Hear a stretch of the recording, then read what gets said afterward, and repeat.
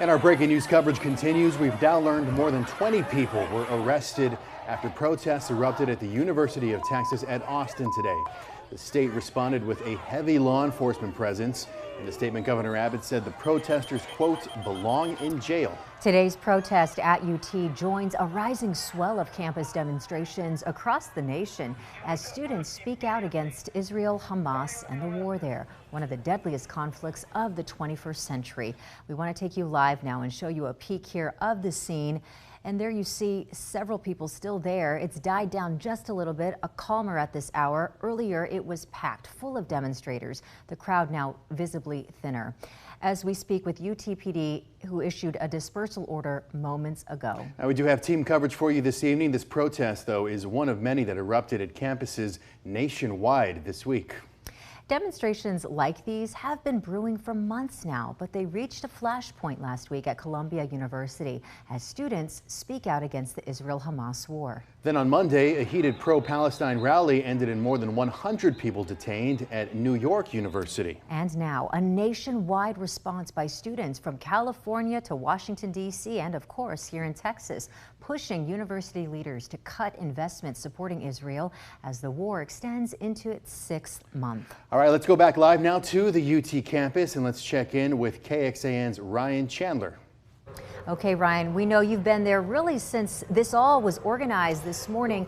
Tell us about your day. What have you seen and what's happening now?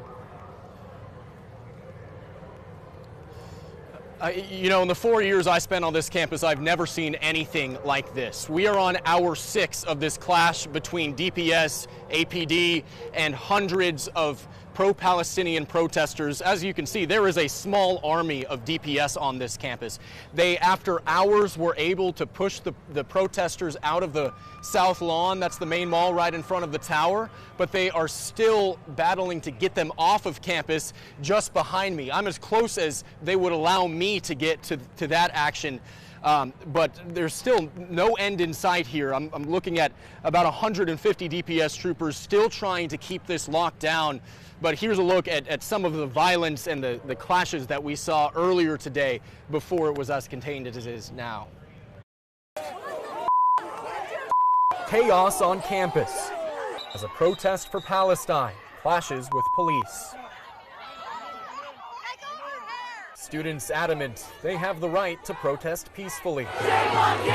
Shame on you! This is a giant escalation of what would have been a peaceful protest. This is shameful. I feel deeply unsafe.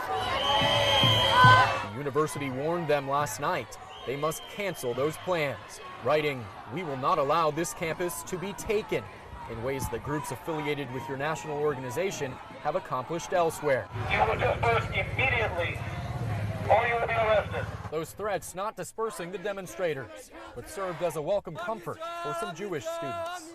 We feel a lot of support from some high individuals at this university, and that's been very, very good.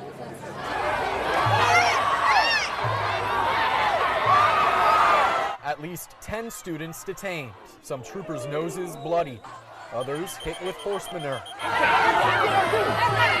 UT not backing down, stressing police activity will continue until the crowd disperses.